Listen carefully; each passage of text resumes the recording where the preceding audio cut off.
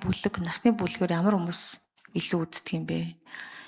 За тэрний мэдээлэл. За аль нэвтрүүлэг, томоохон нэвтрүүлэг контент нь хамгийн их үзэлттэй ийм одоо нэвтрүүлэг байдیں۔ Тэн дээр юу н ямар дүн мэдээ байдаг? Сүүлийн 5 жилд ч гэдэг юм уу те.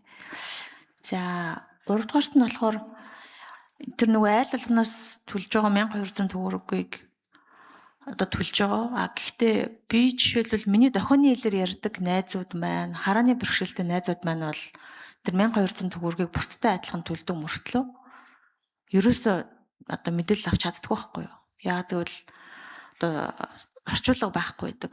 Ганцхан одоо цаг юу мэдээлэл орчуулгатай байдаг тий. Гэхдээ хүн болгон тохионы хэллэгийг мэдтгүүлтэй. Олдмол бэрхшээлтэй болсон хүмүүс бол бүр хэцүү.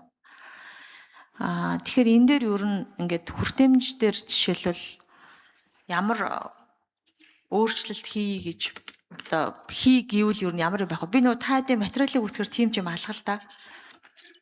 Ер нь ийм байвал амар гоё ихгүй юу? За би одоо энэ олон нийтийн радио телевизийн үнцгийн зөвлөлийн гишүүнээр ажиллах гэж байгаа ийм хүн байна тий. За миний одоо мөрийн хөтөлбөр ч юм уу төлөвлөгөөнд би энэ үзэгчд хэрэглэгчдийн хувьд нэг ийм бүлэг хүмүүс байна. Хүртээмжийг сайжруулнаач гэдэг юм уу тий. Эсвэл одоо нийт контентын тодорхой хувийг юм хүртээмжийн агуулгатай хиймэй гэсэн юм орж ирдэг бол мөн ч сайхан да. Улсын хурлаас томилогдож байгаа ер нь альва албан тушаалтай ер нь хүмүүсийг ингээд танилцуулан харахаар ер нь л тийм юм байхгүй шүү. Ерөөсөө байхгүй. Тэгэхээр одоо байлгахын тулд нэг иймэрхүү зарчмын болон хүний эрхийн гэх юм уу ийм асуудлууд дээр ер нь яаж хандж гэн ямар төлөвлөгөө байна эсвэл байж болох юм те. Энэ дээр таад маань ингээд нэг юу гэж бодож байгаа тухай мэдээлэл өгч би тэгээ дараа нас тодруулъя. За саран чулуун гишүүний асуултанд хариулъя бүгдээрээ.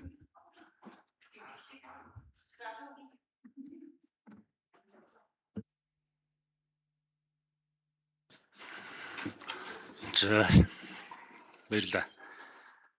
Ер нь яг ямар нэвтрүүлгийг үзэгчд хэдэн хувьтай үзэж байгаа вэ гэдгийг бол би яг үнэн хэлэхэд энэ төлөв мэдээлэл надад байхгүй байна. За мэдээж хэрэг одоо үндэсний зөвлөлийн гишүүнээр томилогдсон нөхцөлд энэтэй эхний ээлжинд би танилцсан.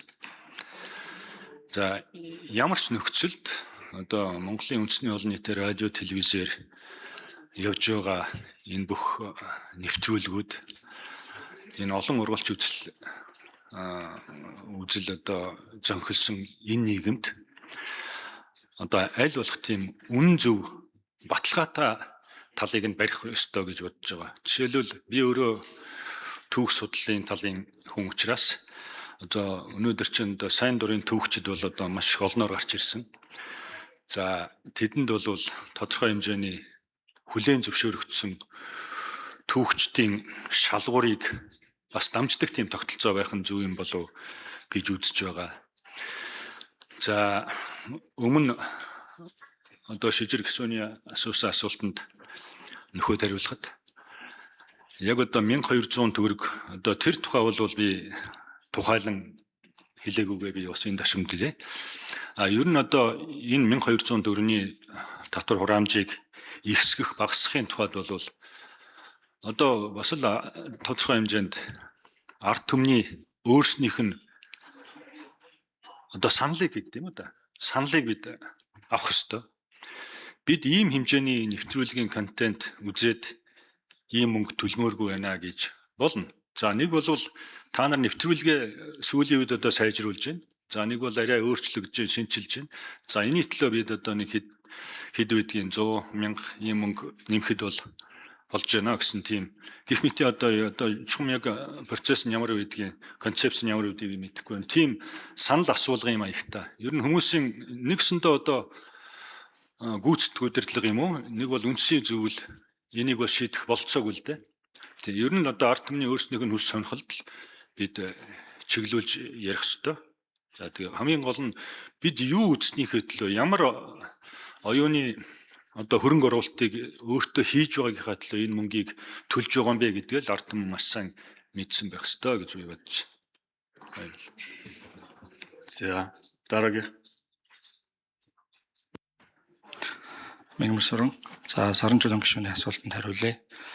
Яг Монгол улсын хувьд мэдээллийн хэрэгслүүд олон нийтийн төлөөллөөрөө хэрхэн үздэг талаар судалгаа хараагүй. Тэгэхээр зүгээр олон улсын түвшинд уламжлалт мэдээллийн хэрэгсэл тэр дотроо телевиз, радио, сонин бүгдээрээ ер нь бол үзэлт буурж байгаа. Тэгэхээр тэр зүй тогтлоос Монгол улсад үйлчж байгаа бол гэж бодож байна.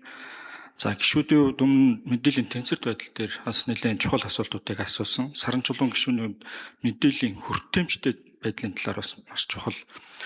Цаг үеийн бас тодорхой хуулийн өөрчлөлтүүд хийх шаардлагуудыг бас асууж байна.